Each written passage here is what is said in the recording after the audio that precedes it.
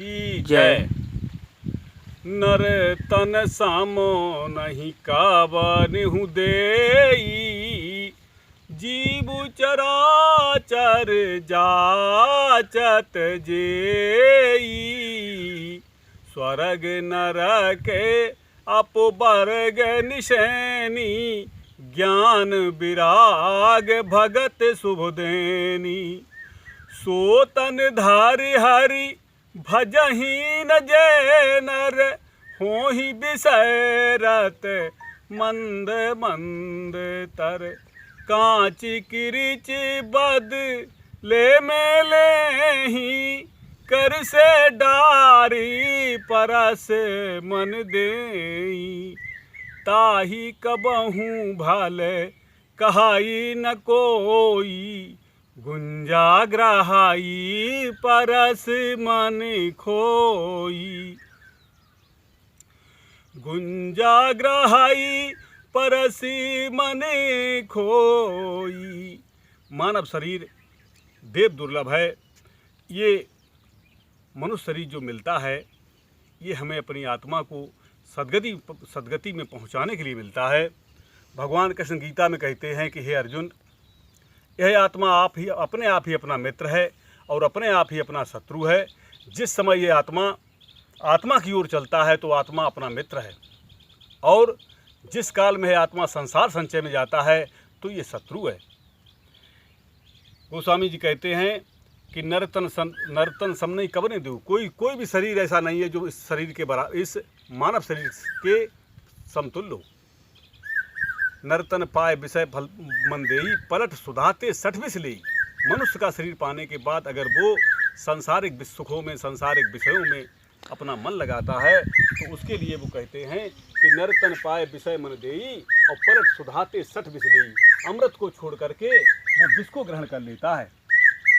इसलिए इस देव दुर्लभ शरीर को पाने के बाद आत्मा को नित्य निरंतर परमात्मा की भक्ति में लगाना चाहिए। भगवान कृष्ण गीता में कहते हैं कि ऐसा सांख्य योगी निरंतर अपनी आत्मा को परमात्मा में लगावे, एकांत स्थान में वास करते हुए आत्मा को निरंतर परमात्मा में लगावे।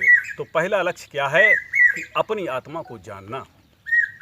महर्षि वाल्मीकि जी ने लवकुश को 5 वर्ष की अवस्था में आत्मा का ज्ञान कराया था, और आत्मा का ज्ञान कराया था। इसके बाद वही लवकुश जब पारंगत हुए, इतने निर्भीक हो गए, इतने निडर हो गए कि उन्होंने भगवान राम की सेना को हराया था। तो प्रेमी सज्जनों, आत्मज्ञान जिनको हो जाता है वास्तव में उन्हीं का जीवन है, और जिनका आत्मज्ञान नहीं होता है उनका जीवन नहीं है।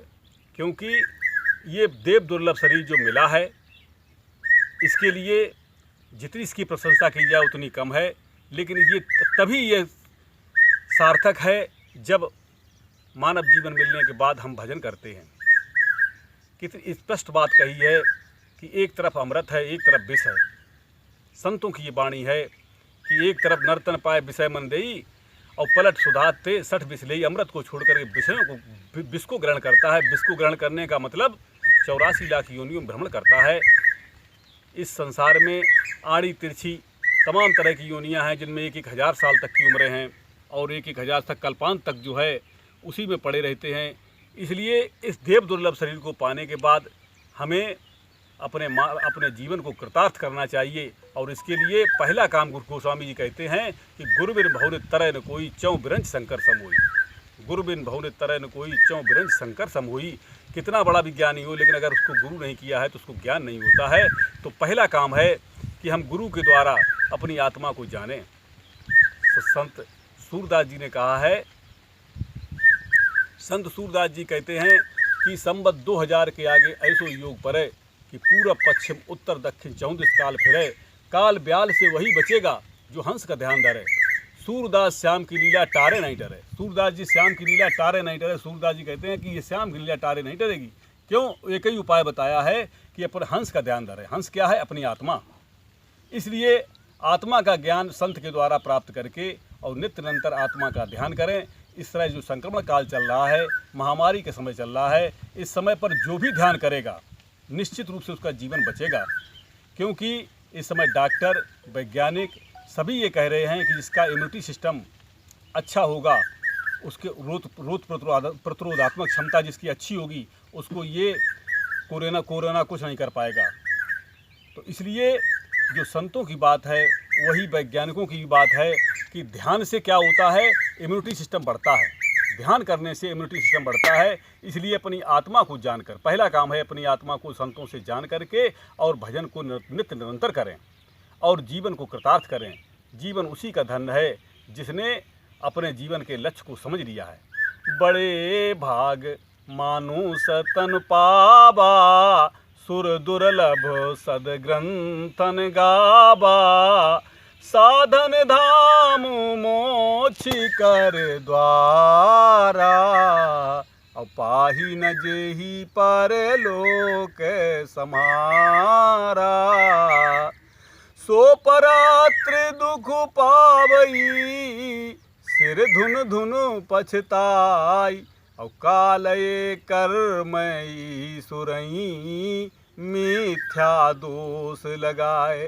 तो ये जो हमारे पास अमूल्य समय है, हमारे गुरु महाराज कहते थे कि कोई किसी का नहीं है, इस संसार में जो आया है सो जाएगा, कोई किसी का नहीं है। राजा रंग फकीर सबके लिए सिद्धांत लागू है कि केवल अपनी आत्मा जो अनंत काल तक तुम्हारे साथ है और साथ रहेगी, उससे प्रेम करो।